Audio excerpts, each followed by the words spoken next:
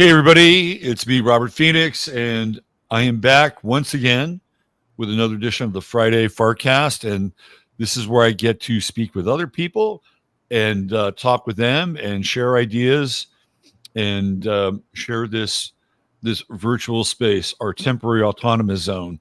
And today I'm really excited to bring on Jock Doubleday, who is living within the general proximity of Central Texas. And I first discovered Jock's videos when I was starting to dip into Tartaria. And I found this really interesting video on Enchanted Rock, which is, you can see it's right behind me. And I thought, man, this guy's got some interesting angles here on what appears to be a giant kind of mountain rock that just kind of erupts out of the landscape here in Central Texas. But with further examination, might be something a little bit different.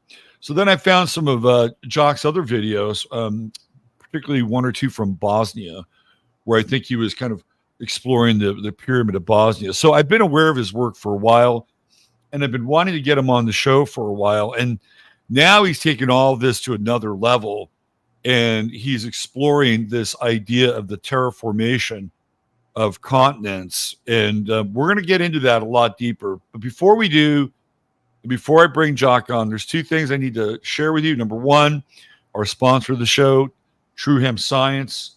Right there, there's part of your goodie bag that you get when you spend $100 or more at truehempscience.com and type in 15MINS. That's truehempscience.com. Support our friend Chris over there in Austin. Good dude, good product. You will be satisfied. And the other thing I need to talk about is the event that's happening in October here in the Hill Country. It is the Harvest Moon event. We're going to have Mario from Symbolic Studies with us. DJ Pebblestone will be with us. I'll be there. And hotel rooms are going fast, right? So the hotel, if you want to go, if you haven't signed up for a room, you need to sign up for a room. And all you got to do is call the Inn of the Hills, and the number is there on the link inside the show notes. So paying for the event is great. Appreciate it. You need to get a room. And if you need to share a room, reach out to Tom, and he will take care of that. Okay? And that's the 3rd, the 4th, and the 5th here in Kerrville at the Inn of the Hills, where we all get together and harmonize and, just hang out and be. All right. Speaking of hang out, let's bring it on. The man of the hour, Mr. Jock Doubleday. Hello once again, Jock. Hello, Robert. How's it going? Well, it's going pretty well since the last 5 minutes that we spoke. But yeah, it's great to have you on the show.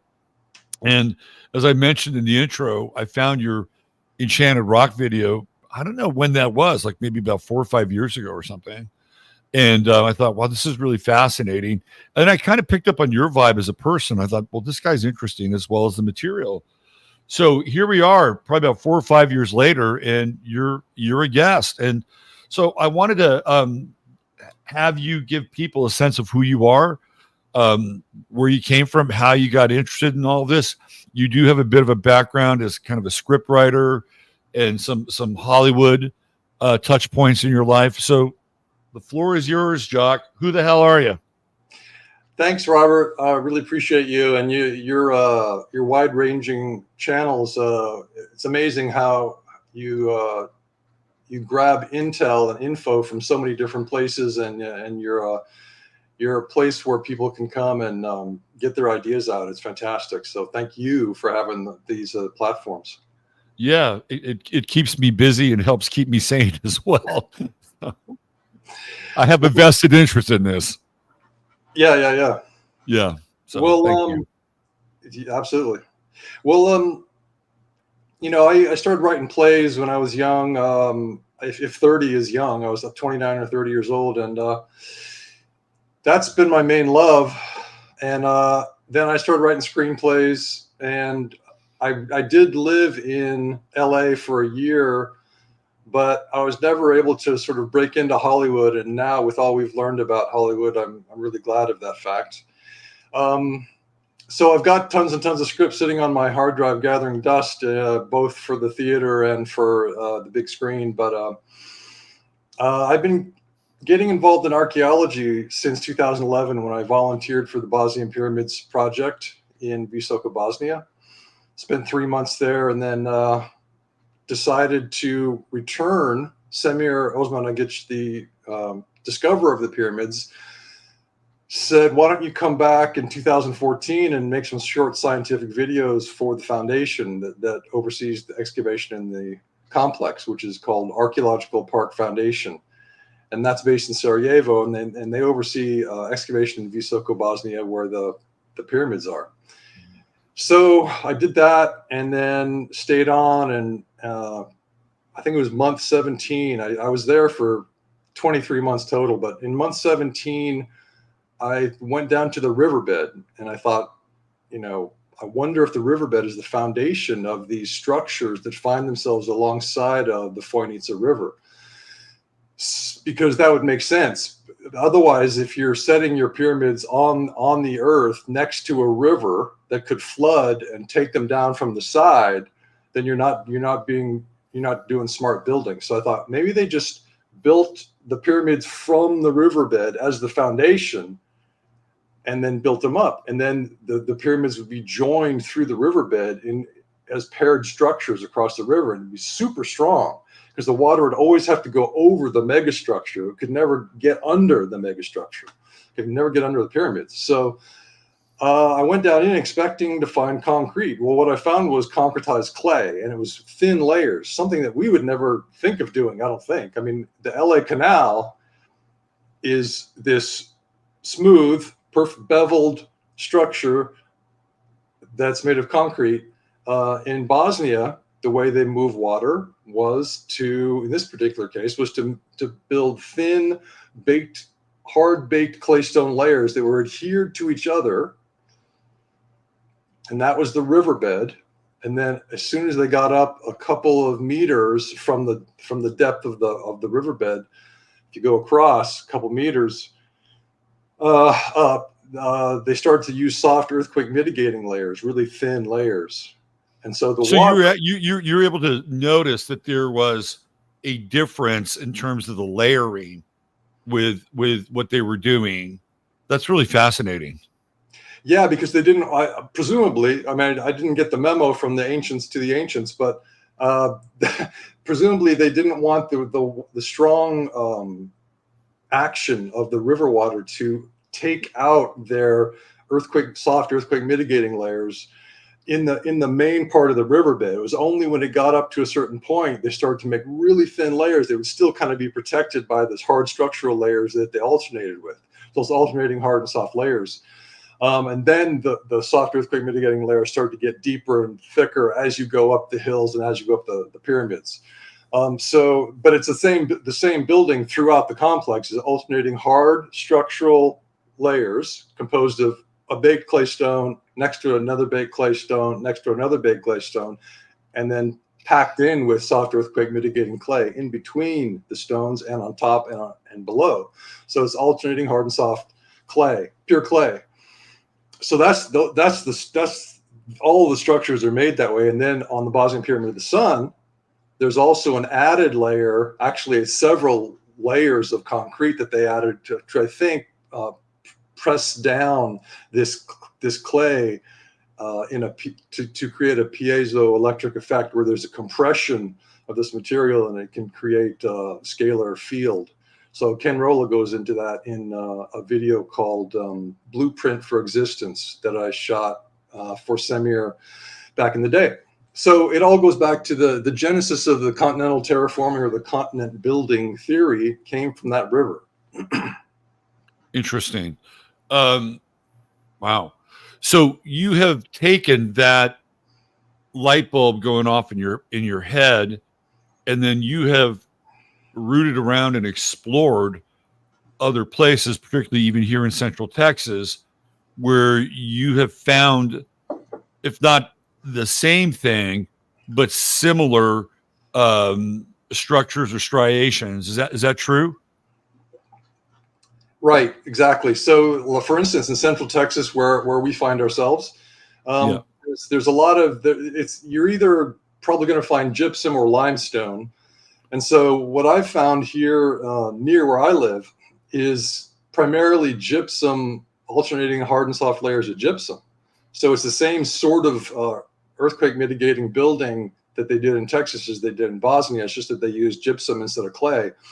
And so you've got these soft, chalky layers, and then a really hard, strong, structural, baked gypsum block next to another baked gypsum block with the regular right angle side to it, right next to another one, and a little bit of roughness in between, presumably because in an earthquake, the roughness of the sides of the sections that are next to each other would abrade, and instead of slipping, like if it was a Greek or Roman smoothness to these blocks, they would just slip in an earthquake and fall. But there's a roughness to them. There's a regularity, but there's a roughness to the texture of the side. So I think it's not only is it keeping the hills strong, but it's also creating a slight bit of dust that then creates soil. So earthquakes create soil for the foliage. Instead of destroying your structures that you spent so much time building, That's really interesting. So I remember seeing you kind of wading around these riverbeds here in Central Texas.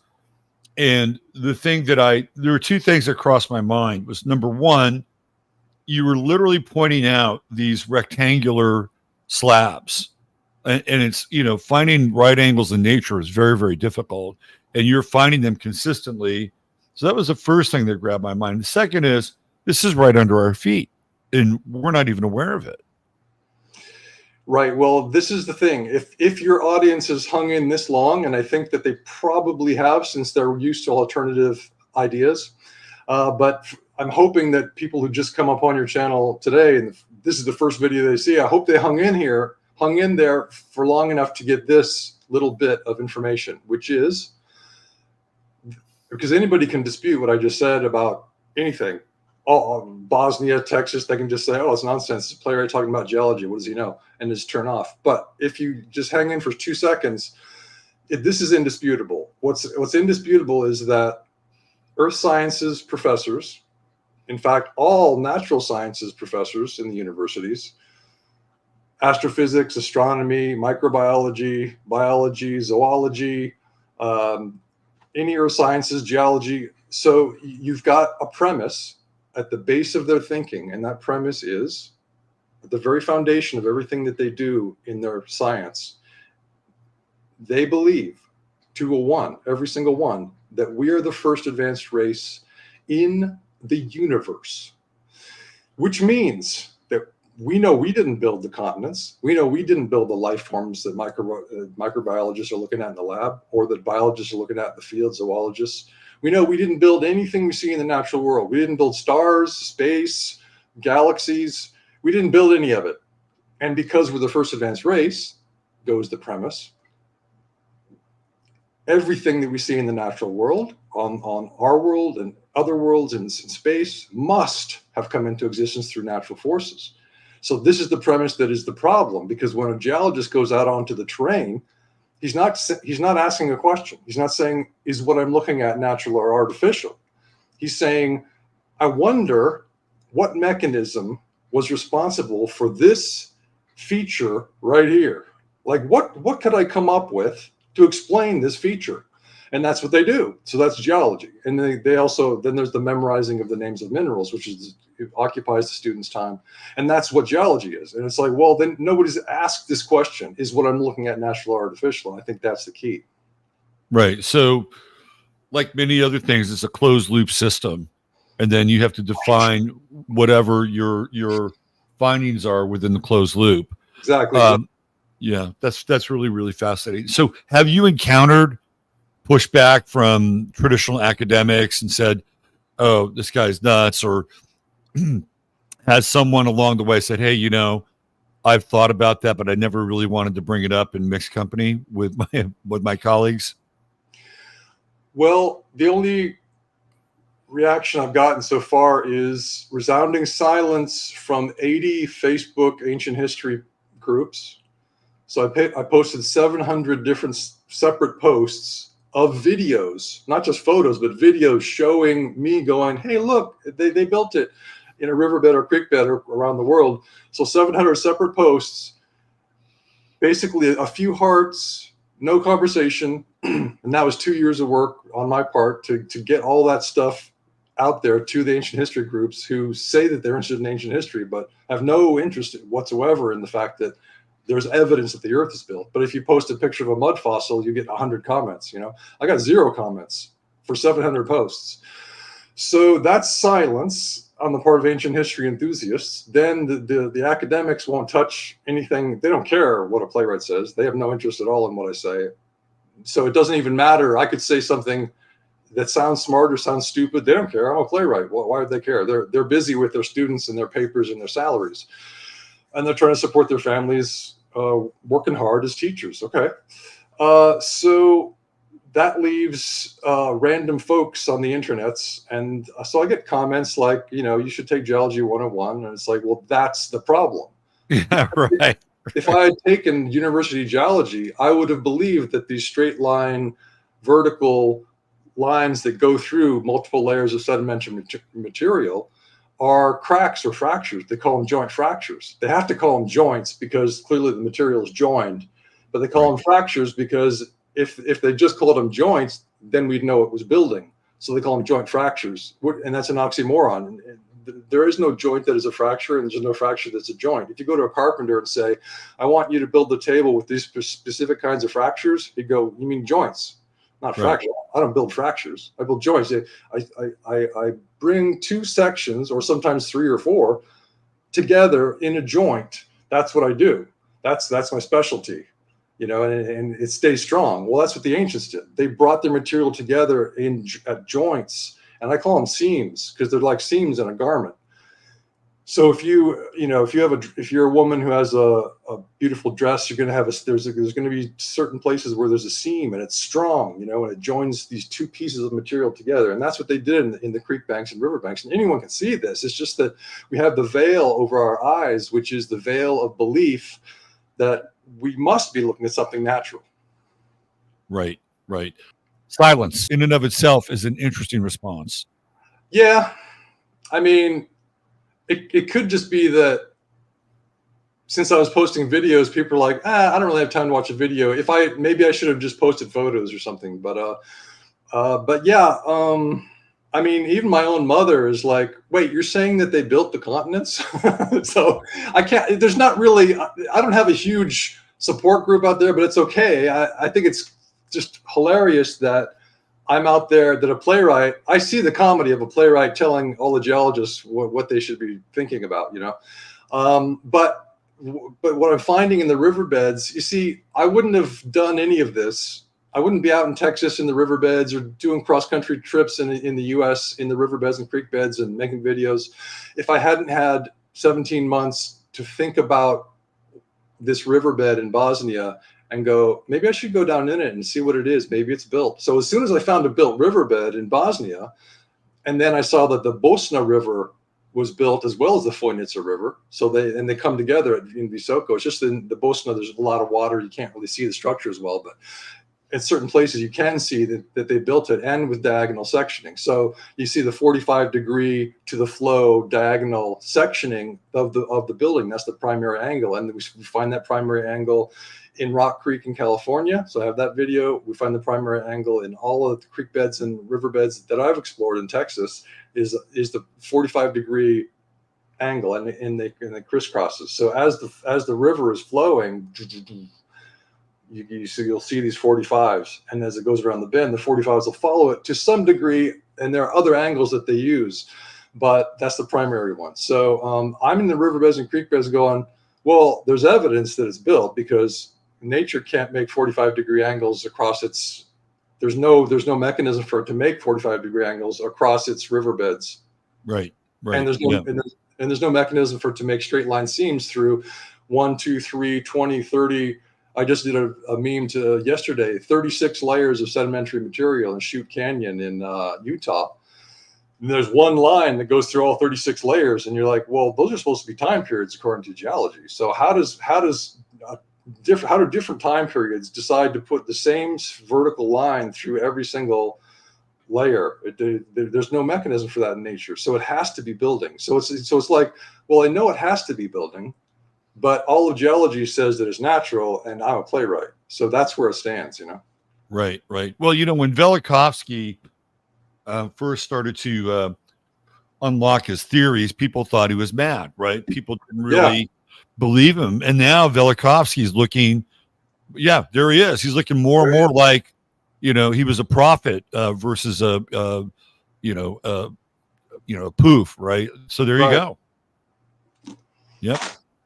Yeah. And then you got Tom Van Flandern, you got Halton Arp. They're saying there's no Big Bang, seeing red, Halton Arp, static universe, Hilton Radcliffe, Big Bang never happened. So all these are really important too, because the Big Bang gives us a young universe, and that's an academic problem for humanity, because in a young universe, then we plausibly imagine that we're the first advanced race. But if we know that the Big Bang is nonsense, then we go, oh, well, as far as our science is concerned, real science, not Big Bang academic science, fairy tale science, but as far as real science is concerned, we have never found a beginning to the universe in time. That means that it's been around for much longer than the Big Bang tells us, which means that there has been time for advanced races to technologically advance throughout time. So there could plausibly be many thousands, millions of advanced races out there who could have planet building skills. And if you want, I can go into Nikola Tesla's July 1930 article. Let's go there. Okay, so Nikola Tesla, some would say he's the greatest scientist ever to have lived. He wrote an article that went across the United States through the Hearst Publishing Company in July 1930, and it was called Man's Greatest Achievement. And he said, humankind's greatest achievement one day, not in his lifetime. He's working with wireless electricity, and you'd think that that's what he'd be talking about. I'm the greatest because he goes, this is easy. Wireless electricity is easy. We're doing it right now. It's not a problem. But our greatest achievement one day will be learning how to extract material from the ether, which, by the way, modern day academia says doesn't exist. Right. That's another problem.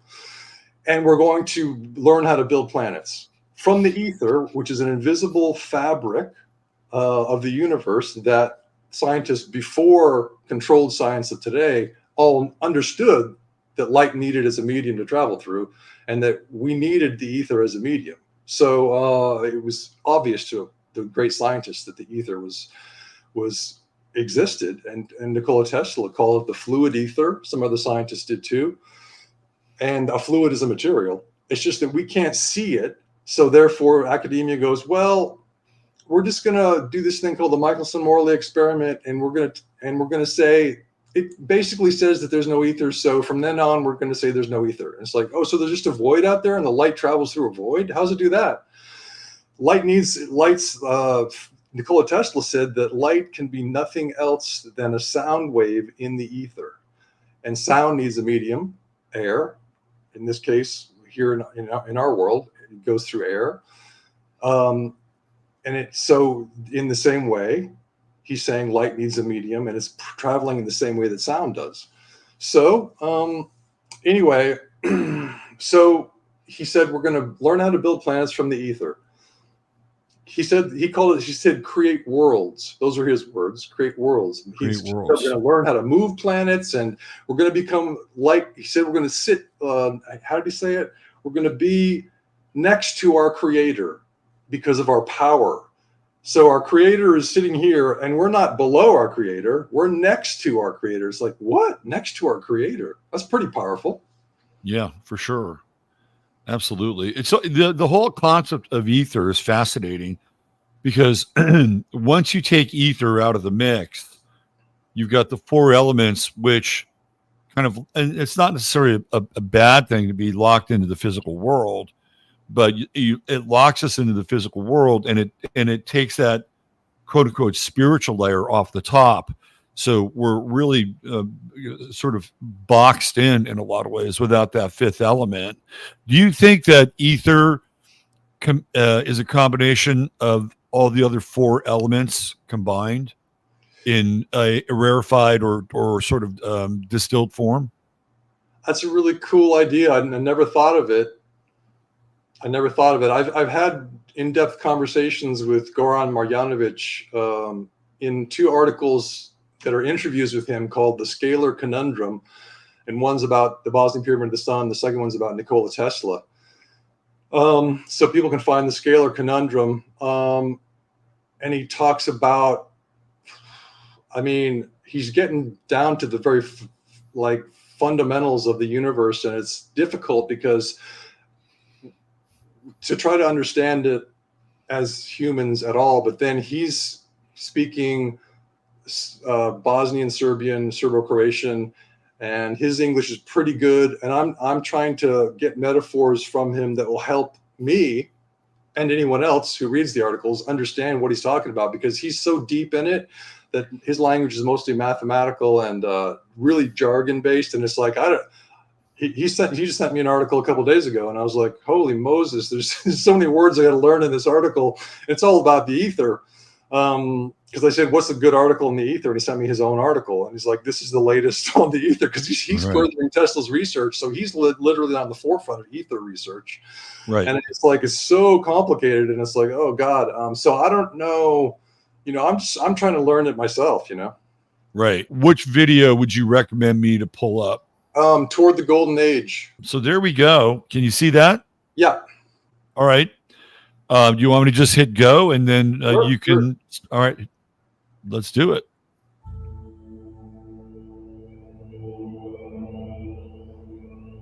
Now, I just want people to remember that I do see the comedy of a playwright talking about geology. 20, and we are here inside a little nameless creek in Gillespie County, Texas.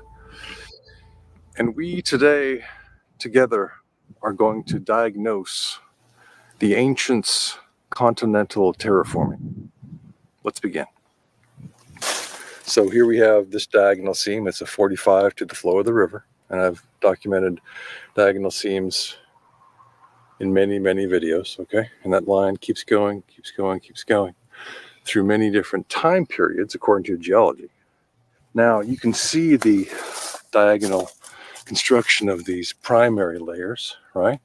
So that's a 45 to the flow of the river. Let's move back so we can see that more clearly, okay? So the creek, the flow of the creek is that way.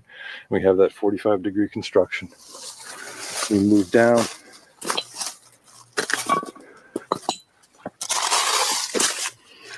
And we see again this 45-degree construction. They're building left to right. So we can see that 45 there, right? Same 45-degree sectioning. More diagonal seam construction, okay, in this primary layer. So there you have a 45 to the flow of the creek right there through many different layers, through many different, quote, time periods, according to geology. It's one line.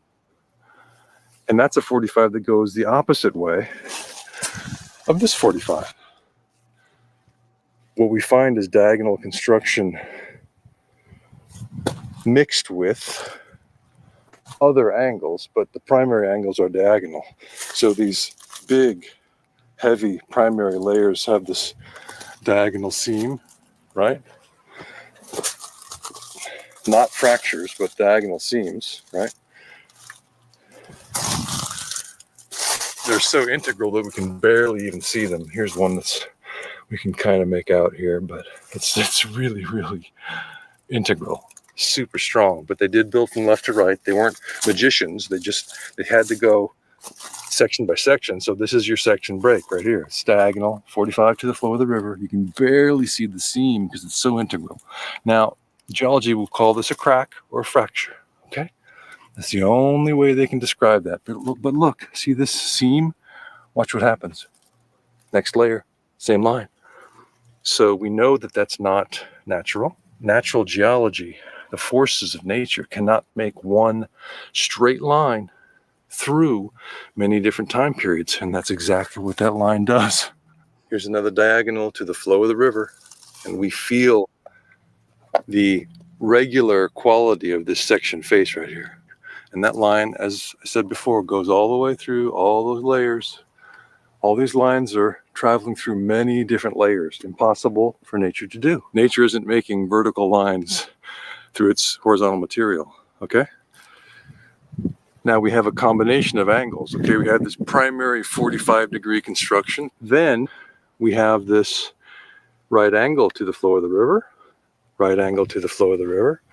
So mixed with the primary 45 is right angles to the flow of the river, to the flow of the creek. We see the side, the smooth, essentially regular side of this section here. We see the smooth, essentially regular side of this section here, right? That's the beginning of the diagnosis of these, of any creek bank or river bank, is to look at where the section breaks are. There's the section break. How do we know it's a section break and not a crack? Because it's at a 45 to the flow of the creek, okay? Could a crack be at a 45 to the flow of the creek? It could. Could it transverse many different layers of geological material? It could not. So that same line transversing those layers tells us this is terraforming. It must be terraforming. It must be. Okay, I got to stop it there just for a second, because you're proving with 3 separate examples that these lines are cutting right through all these different layers. Right. And so to be out there with no authority as far as the common or as far as academia or the common man or common woman is concerned, I have no authority. I'm a playwright. So I'm out there going, well, it's obviously built, but who's going to believe me, you know? Right. All right, let's play a little bit more. This is really fascinating. Conscious building, okay? So that's the beginning of the diagnosis, and then you can go to, well, look at the softness and hardness of the layers. So they had different hardnesses and softnesses, right? So here we have many different thin, softer, chalky layers below this hard layer, right? So this is slowly eroding out. And I've talked about ecological terraforming in many of my videos, whereby this sulfate-rich gypsum is washed downstream to fertilize vegetation. So this is conscious ecological terraforming. The harder layers stay strong, the structural layers stay strong, the soft earthquake mitigating layers slowly, daily fertilize the land, okay? So this is almost like a shock absorber in here, isn't it? This is what I'm getting from it. Yeah, the softer layers in Bosnia and in Texas and wherever I find soft layers alternating with harder layers, they presumably are for earthquake mitigation. Yeah. Interesting. All right. But then they also can see that, of course. I'm sorry. What were you going to say? But then they also act as, the softer layers also act as soil creation mechanisms, you know, and it's like there's no moving parts in the sense of a machine that could wear out. The rain is always going to be there, and it's always going to create a little bit more soil each day from these softer layers. Fascinating. If you're not yet convinced that this is terraforming because you're new to my video series, well, let's look at these layers, okay? Now, if this was geological material, those layers would continue across, right? But they don't. That's one geology, we call it a stone, but it's concrete. It's one section of concrete next to a section that has many different layers in it, right? One layer, 7 layers, something like that. And then we have the straight lines that go through many different time periods, right? Many different, quote, time periods, because they're not time periods. This was all laid down at once. In other words, they laid down a section. Let's say they laid down this section with its corresponding 45s to the flow of the creek, right? Then they laid down that section. So they're laying down cakes, different layers. So these layers do not match this layer, and that's impossible for geology to do. Because the creek has eroded out the softer gypsum layers, as the ancients meant the creek to do. We're able to see below the harder capping layer of super hard, highly corrugated concrete. So the tops of those are highly corrugated. The top layer is highly corrugated. I call it a capping layer. And then we can see the diagonal construction of the sections, right? So we see the 45 to the flow of the creek. And we move to the next section because they did build left to right or right to left, obviously. And we see the face of this capping layer, right? Very regular face right there. It's at a 45 to the flow of the creek. Now this highly corrugated material would be expected to have, if it was geological, natural, it would have incredibly angular, chaotic cracks in it. But that's not the case at all. It's not chaotic on the section face. So you can see the diagonal construction even in the creek bed itself, and this capping layer is plateauing. So I've called the stepping that the ancients do in their creek beds and riverbeds plateauing. So this capping layer is one essentially flat plateau, and then below it is other material, right? And then they'll keep stepping down using capping layers at the top. But what's interesting is that the capping layer and the material below it also has a diagonal construction. So Robert, right? Yeah. Then, so just so your audience knows, the capping layers that are so highly corrugated, that are on top of all the other material wherever they find themselves, presumably the capping layer is meant to slow down water, so that's why it's so highly corrugated. So they're trying to slow the water down so that it doesn't take their hillsides out from the side. And you made an interesting comment that the capping layer at the ridge of the creek bed is concrete. Like these are not like marble or granite boulders. This is concrete. And I think you made the same connection with Enchanted Rock, didn't you? Yeah, concretized material. I just call it concretized material because, like in Bosnia, it's concretized clay, pure clay.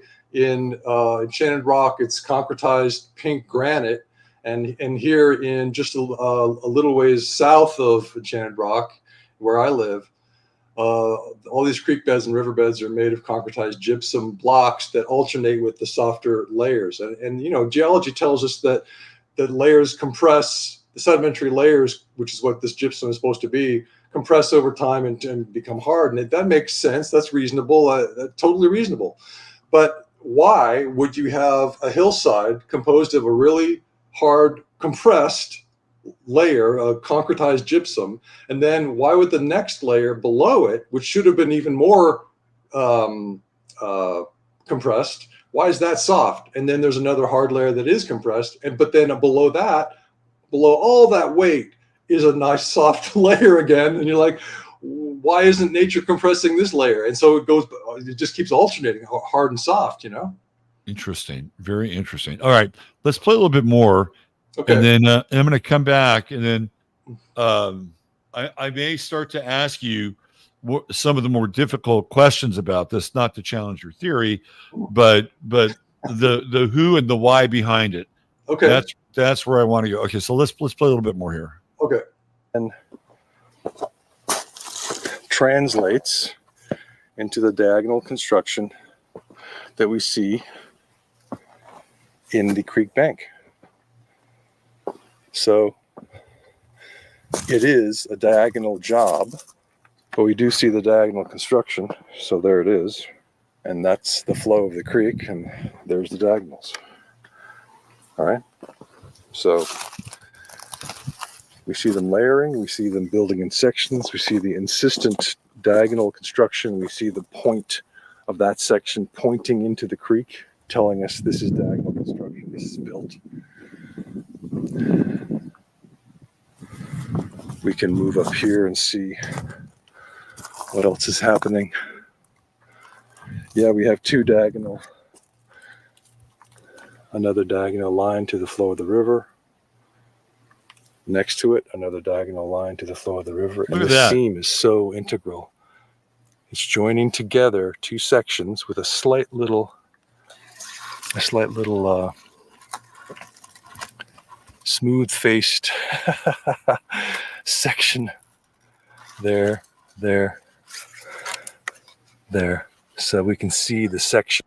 Now, some people would say, well, that's just a crack, but you're finding them in a very consistent pattern over the sort of the sweep of the creek bed, right? So it's not like, well, this crack is going this way and it's anomalous, or this fissure is going this way and it's anomalous.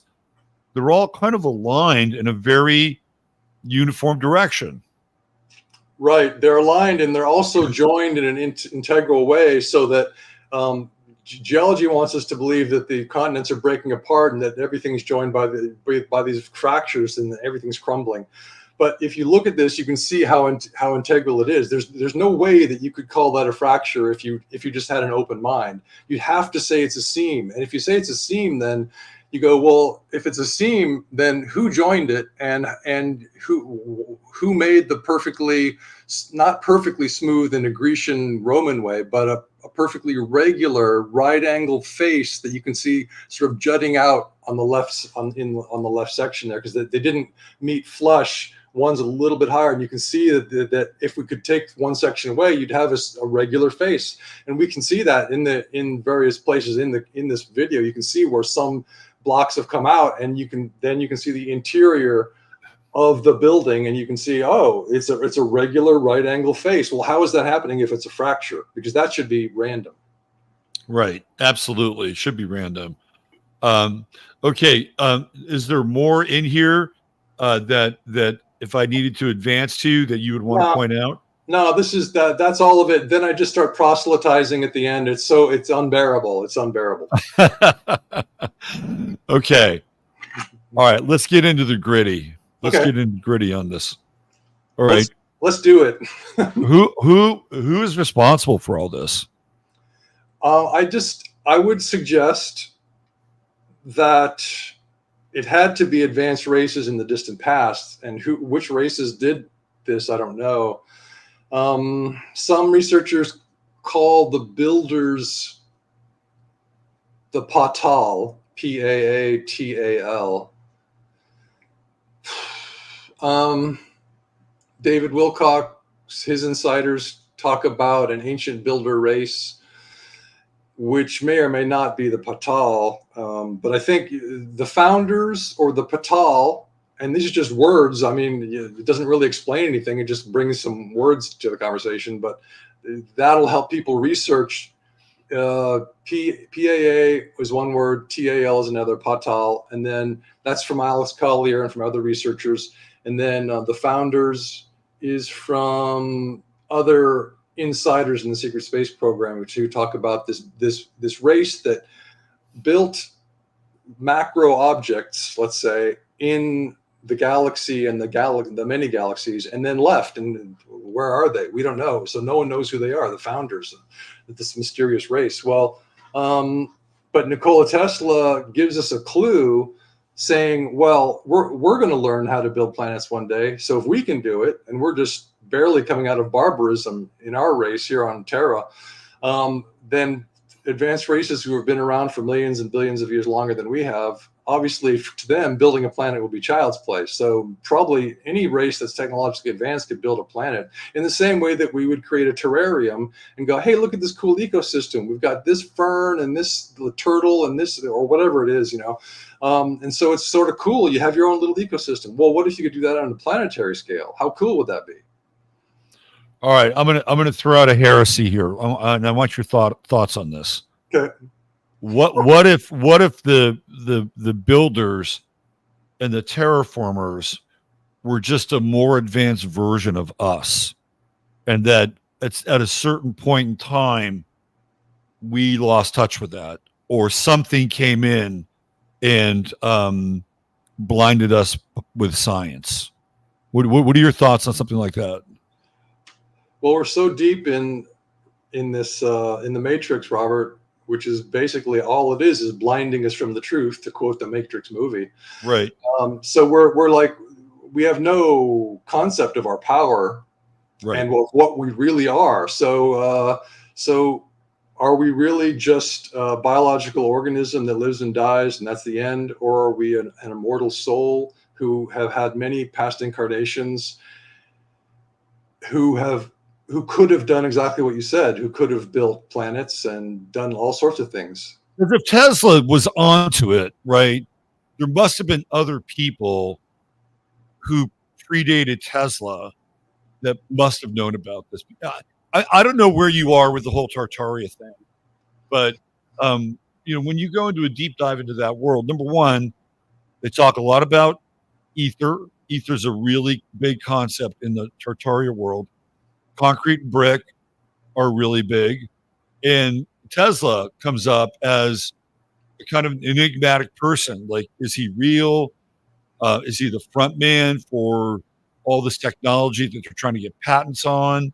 Is he the guy that they bring in to try to understand and deconstruct the technology that they stumble upon? Right? Like, it's a very interesting sort of exploration of who Tesla is. So if let's say he's the guy that they bring in, say, hey, what do you do with this? Right? We've just found all this stuff, right? Like, well, who made that stuff? Was that us? Did we get a kickstart from somebody else? I mean, I just think that sometimes, and I had a guest on a few years ago. His last name was, I forget his first name. His last name was Murphy, and he was really, really interesting. And he flipped it back on me about this idea that there was something. And by the way, I'm not opposed to this idea of a creator race. So I'm not saying no to that. But he said, well, what if that was us? Right? And what if our story was corrupted somewhere along the way? And we have this, to your point, right? We have this incredible ability, and that we've just been dumbed down. We've been told a bunch of lies. We've embraced some, very, I don't know, judgmental mythologies along the way. And then it obfuscates, really, in a lot of ways, who we are. So again, I am not opposed to this idea of something coming in, creating a world. Something was created here. I'm just thinking, throwing it out there. Like, was it something external from us, or maybe it might have been us in another incarnation? Right. Well, I mean, I think it could easily have been us, and various researchers and contacts. Maybe it was you. Maybe you were there, and now you're uncovering this, right? Like, you're on the trail of your own genesis at a certain point in time.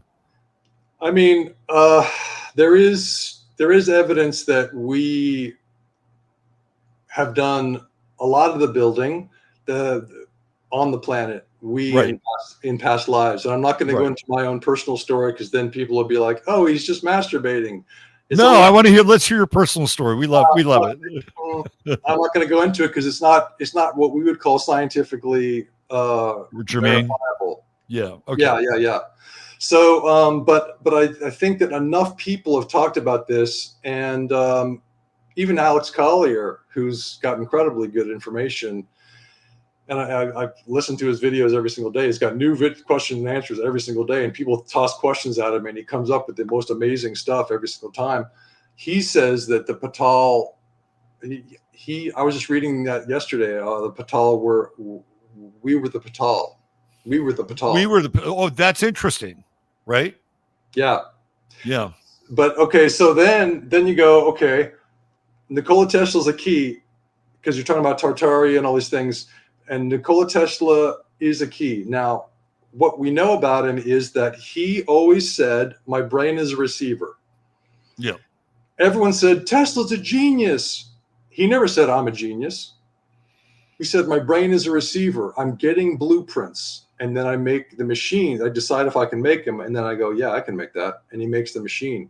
Now, if I got blueprints from somewhere, I would just be like, I don't know what to do with this. I'm an idiot. I'm a playwright. But he's the man.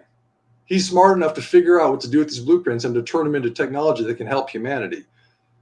So where is he receiving the blueprints from? Well, there's a site called the Tesla-Venus connection that shows that it's a possibility that Tesla was brought here from Venus. And I have a reader that this is going into a non-scientific realm as far as academic science goes, but a reader has told me that Nikola Tesla was brought here as a baby, as a physical baby. He didn't have his memories that he was a Venusian.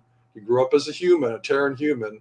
And then they started sending him the blueprints. And he was here to help. He made that choice as a Venusian. He said, I'm going to go in, lose my memories, and I'm going to try to help humanity. You're going to send me the blueprints when I'm 18 or 20, whatever it was. So she says, that's what happened. They found him in a field. He was brought here and found in a field by these Serbian parents and raised as their own. Also, I recently asked her, I said, what's Tesla doing now? And people are like, but he's dead. What do you mean? What's he doing now? Well, if we're immortal souls, I want to know what he's doing now.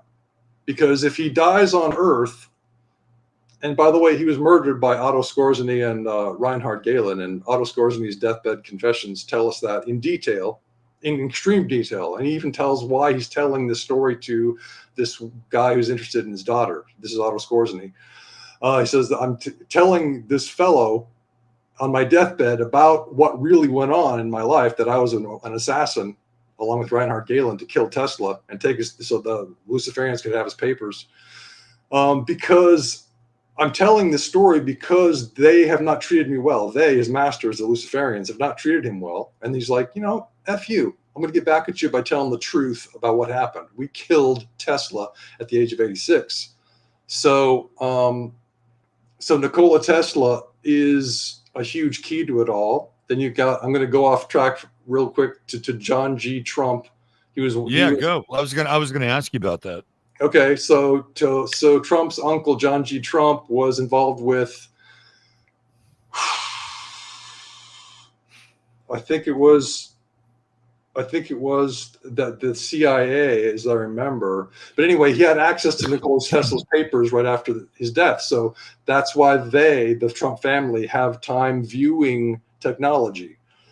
There's other factions of humanity who have time viewing technology and time travel technology, but they have time viewing technology in the family.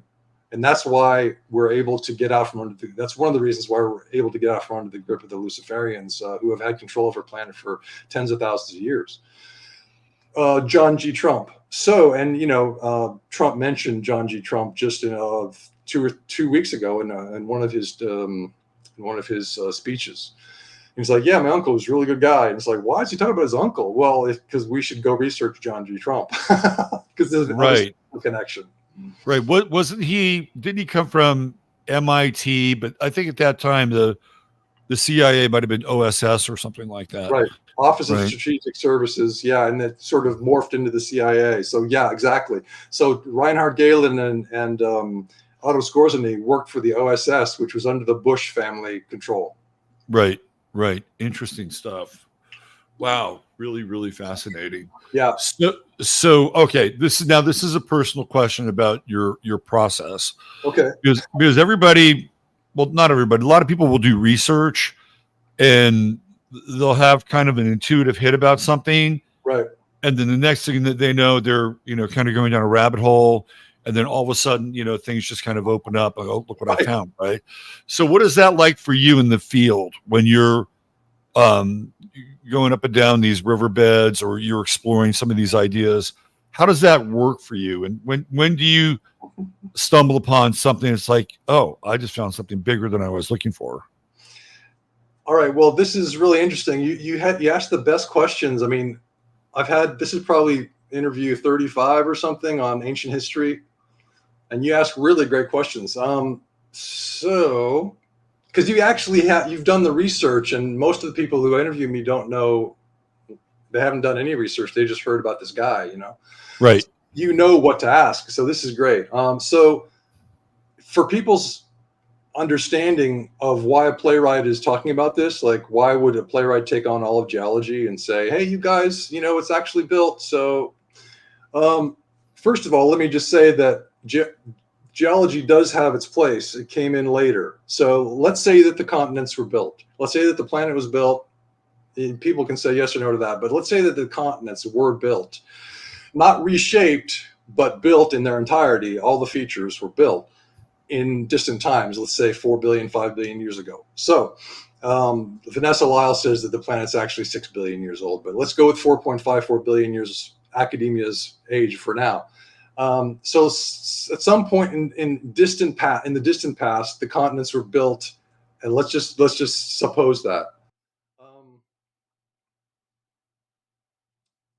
Then the question is, I'm just trying to get back my train of thought because I lost it for a second there.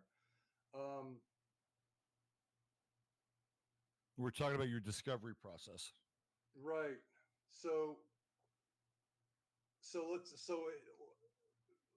Let's say that a random person goes to Bosnia, discovers there's a built riverbed, follows the riverbed out to see where it becomes natural again, cannot find the fucking place where it becomes natural again because it's always built, no matter how far outside the Bosnian pyramid complex it goes on the Fojnica River. I explored the main tributary of the Fojnica. There's 12 tributaries, and I explored the main one, the Dragica, and that's on video, and Dragaca, and that's built too, which means the hills are built too, because the riverbeds are foundations for hills or whatever structures alongside them, a pyramid, a hill.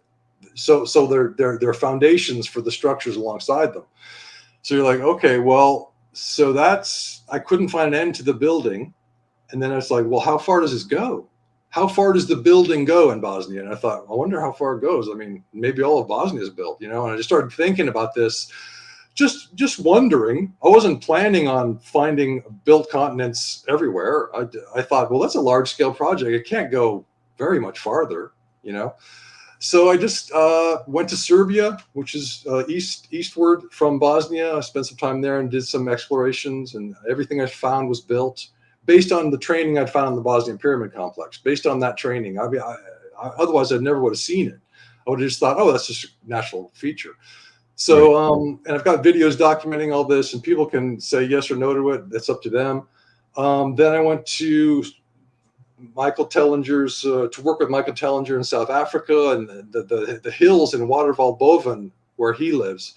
I found that the layers are inclined toward the center of the structure. So no matter where if you're facing the hill and you go around the hill, no matter where you are, the layers are inclined, steeply inclined. And that's exactly what they are in Bosnia. I left that out. So these layers, these hard structural layers in Bosnia, these baked claystone layers, they're not level like we would make them. They're inclined into the structure so that if there's an earthquake, they just wedge in stronger. And Wow. They've got the soft layers underneath them, and they're just going to slide on those soft layers and wedge in. And that's the way the hills are built in South Africa. So I got that, Eland's River exploration, people can find that. But then I came back to the States on finding the same thing. And so when I was in Africa, I thought, I don't want to be the continental terraforming guy that says that everything is built, because that just sounds crazy. And then I don't want to think that everything's built, because that's too weird. Who is building this stuff? How did they do it? And where did they get the material? So that was before I read about Tesla's article, Man's Greatest Achievement, where he says that we're going to learn to extract matter from the ether by whirling the ether in a helical way.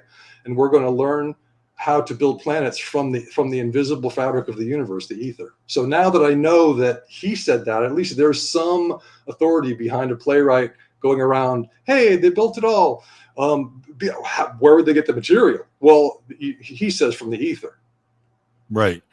So along the way, you just kept getting some form of affirmation that you were on the right trail or you were on the right path. Well, I didn't even want to get it I was like, please don't show me that the next thing I find is built, because that's going to freak me out. It was freaking me out, man. Yeah. Yeah. But eventually I was just like, you know what? Now I'm finding diagonal seams. And then I looked back on the riverbed in Bosnia and I said, oh my God, those are 45s too. I didn't even notice that when I was there. Only when I came to Texas and saw the 45-degree angle building, I was like, oh my God. And then, so all these correspondences, little by little, I'm just like, I guess I got to write a book, because I should probably tell the world that the planet is built if they're interested. It probably doesn't really matter for people going out on a hike, whether it was built or natural. They're still going to go, what a beautiful mountain, what a beautiful lake, what a beautiful riverbed. They're not going to care if it's built or not, really. So it's not crucial information. It's not like timely political information where you're like, we got to get this politician in there or otherwise we're doomed. Well, it's like, so my information is kind of like, it's like this marginal stuff that people are like, oh, that's kind of interesting and weird, and maybe I'll look at that, maybe I won't. Who cares, really, you know? Yeah. Well, okay. So being in Texas, as you well know, this is a very religious Christian part of the world. And their belief around the creation of this world, not all of them, but some of them will entertain this idea of intelligent design. Right. Right. So is the concept of intelligent design that far off from what you're actually talking about?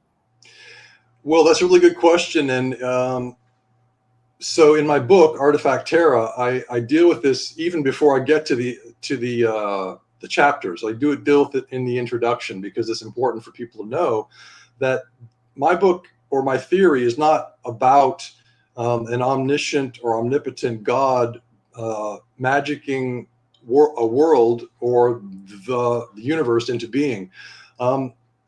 Because what I'm finding is meticulous building that is section by section.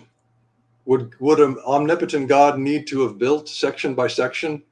Here's a section of really heavy concrete that we magicked from the ether.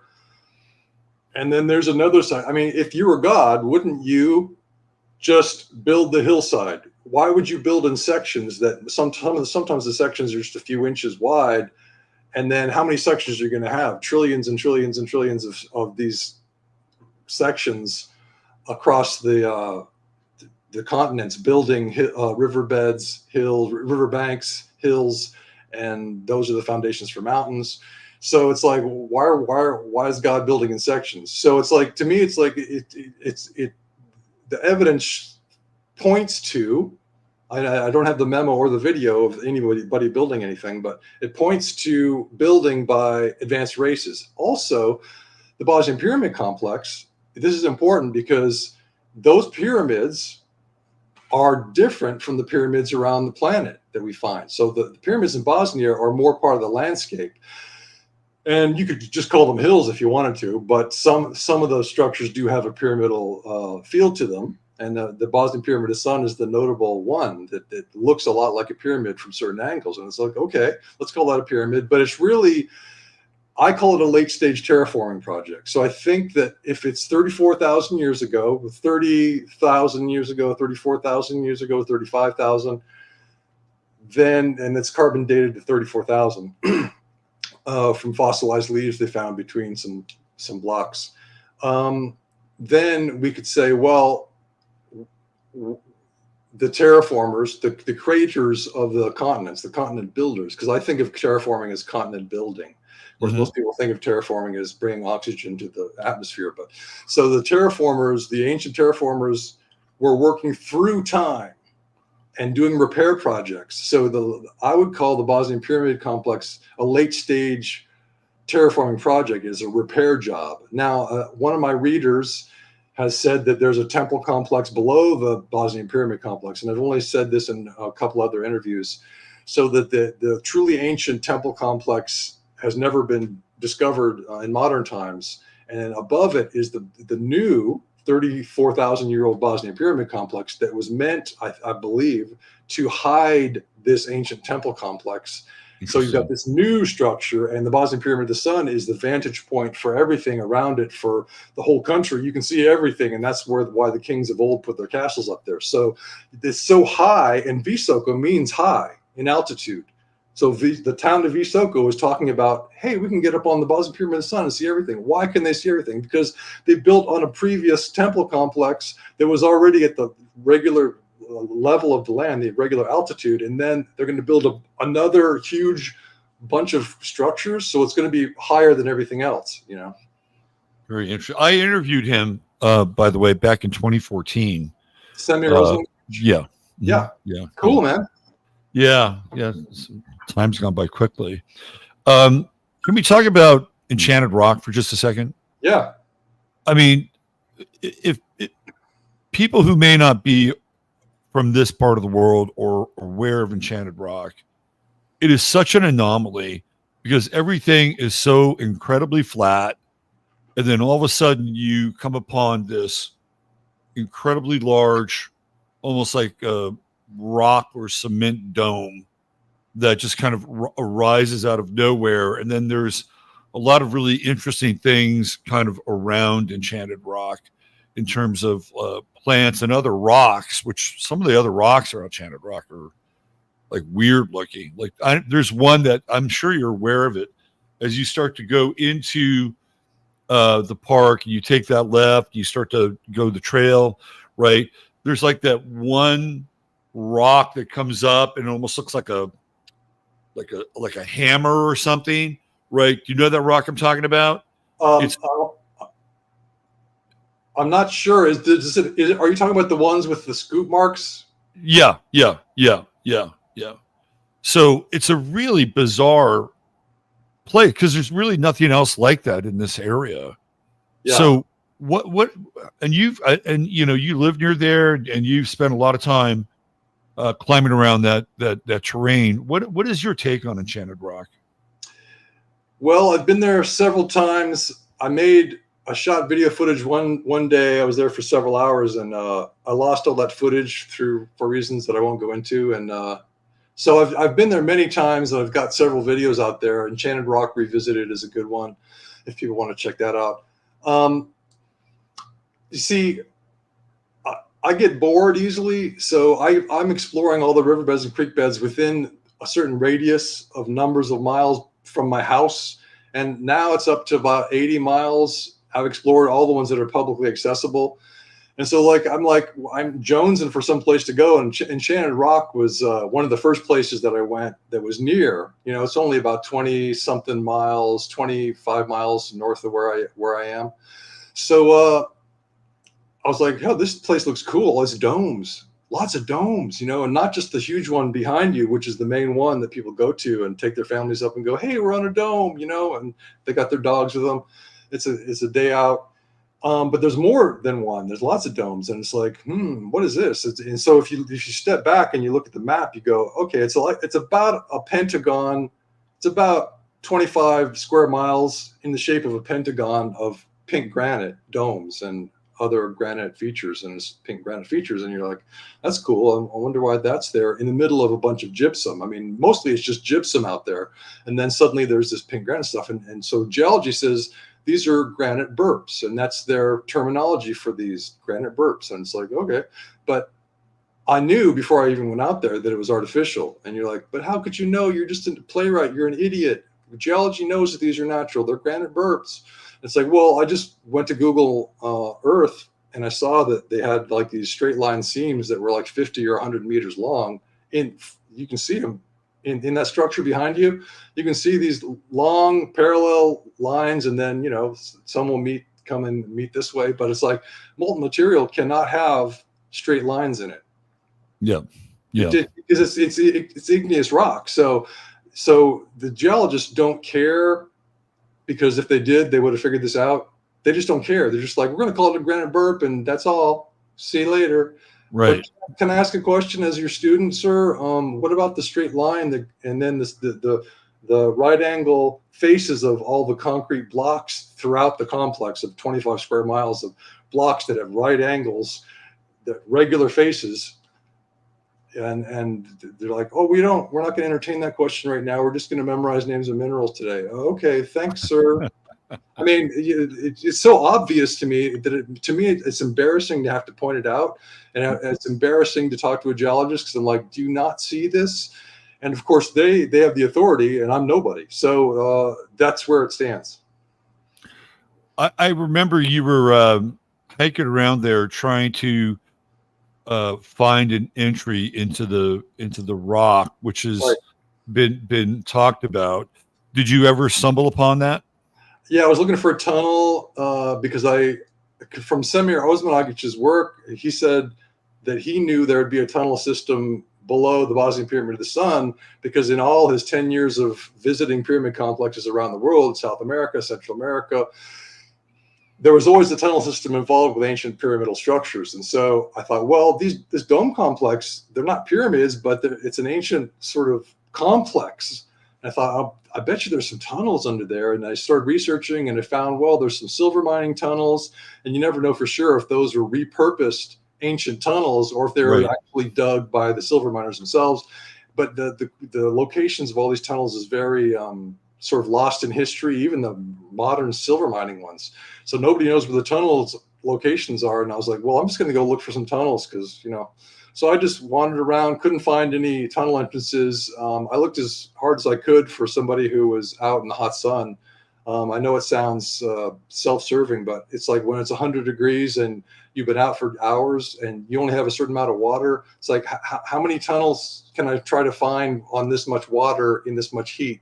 So anyway, I did my best. I asked a guy who has remote viewing. He said the tunnel entrance is actually on private land across the highway to the east, and that's where you're going to find a tunnel entrance. But I can't get on the private land, so Interesting, really interesting.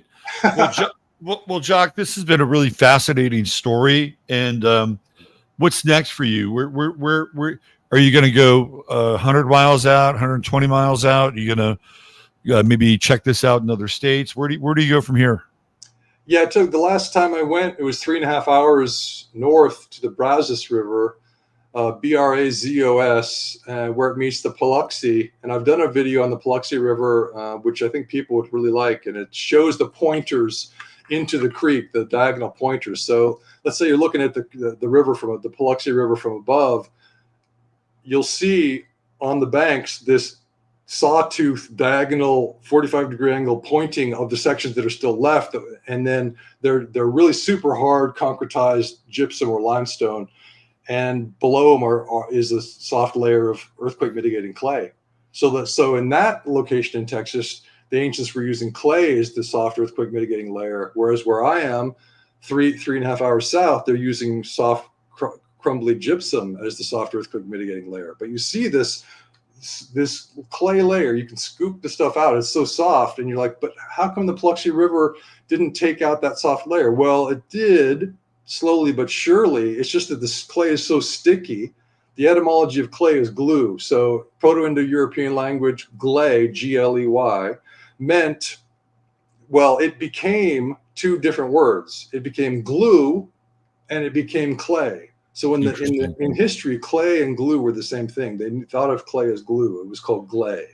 So this gluey, sticky stuff, this soft earthquake mitigating layer, is directly below these super hard pointers into the creek, and the pointers are giving us the 45s, the 45-degree diagonal construction. And you can see all the pointers. Meanwhile, the volunteers who were cleaning out the dinosaur footprints, none of them were looking at what I was looking at. That was a day where they were celebrating having a nice day to clean the muck out of the dinosaur footprints, the Acanthosaurus. I can't remember the name of the dinosaur that made these footprints, but everyone was concentrated on that. And I was like, the creek was built in ancient times. I'm not going to tell anybody that. They're doing their thing, So exploration is actually secondary now to writing my book, Artifact Terra. It's going to take a couple of years because there's a lot of science. I have to get the Big Bang in there at the beginning of the book to say, look, they're giving us a young universe so that we think that we're the first advanced race and that there's no planet building races out there. that's why the universities, the controlled universities, are telling us that the Big Bang exists, because it's total nonsense. I mean, all these books show that the Big Bang is total nonsense. Eric Lerner's book, The Big Bang Never Happened, is a pretty great book. The Static Universe by Hilton Radcliffe. Seeing Red by, let's see, there it is. Right there you go. Seeing Red by Halton Arp is a great book, and red refers to redshift. So he's the one that got excommunicated for finding that something called intrinsic redshift, which of stars. And so that's really important, because the Big Bang is based primarily on this idea that redshift of stars is due to velocity away from us, and that has to do with the expanding universe. They're flying away. And he's like, no, the stars could have intrinsic redshift. And I show that. He says, I show that in this way. They go, okay, you now have no telescope time. We're going to ban you from the telescope because you found something against the Big Bang theory that we all love so much. So scientists who are finding evidence that contradicts the Big Bang just get excommunicated. So the real scientists are outside of academia, and they're writing books that some of us are reading. Seeing Red, Halton Arp, and so that's important to know, that we live in a universe at least of a lot longer time than we've been told, and maybe an infinite time. Maybe the universe has always been here. I don't know. Right. Wow. Great stuff. All right. I got a playwright question for you before we go. Okay. David Mamet or Sam Shepard? Oh, I would go with Sam Shepard, because I feel more heart. I feel more emotion. I love both playwrights, though. I wouldn't want to give either of them up, really. Yeah, I think they're both brilliant. Sam Shepard, to me, seems kind of more connected with this idea of America, right, for better or worse, right? Whereas Mamet is more of like the urban mind, right, and located in kind of a different place. But I think they're both brilliant. Are you still doing any plays? I mean, I'm writing plays all the time. It's just that time is limited now, because Artifact Terra, my book, is taking up lots and lots of time, which I love. It's great to be in a position where I can choose what wonderful thing to do today. I could go explore a creek and make another video showing what I've shown in 50 other videos. But really, why should I do that? Because I've already done it. I've already explained it, shown it. Right. People should check out the Rock Creek video, because that's igneous rock. And you're like, but how are there 45-degree angle lines that are 30 meters long crisscrossing an igneous creek bed? The igneous rock should just be a mess of molten material. There can't be any straight lines in that, and they shouldn't be at 45s. Well, there they are. So I get to choose between writing Artifact Terra, writing a play, or writing a screenplay. So it's all good for me, and I really appreciate your time, Robert, because you set up this venue, or this space for people to set their ideas forth, and it's really important. Yeah. Thank you. And the people who you probably aren't really interacting with, the chat group, they're all really, really bright, and they're all very independent thinkers. They don't always agree with each other, which is fine, right? Yeah. It's all good, but they all have an insatiable curiosity and I think a willingness to question, so-called models of reality and authority. And so we all get together and have people like yourself on here, which you're part of the crew. So thank you very much for being here. And we have your YouTube channel linked so people can find you there. Any place else where people can find you?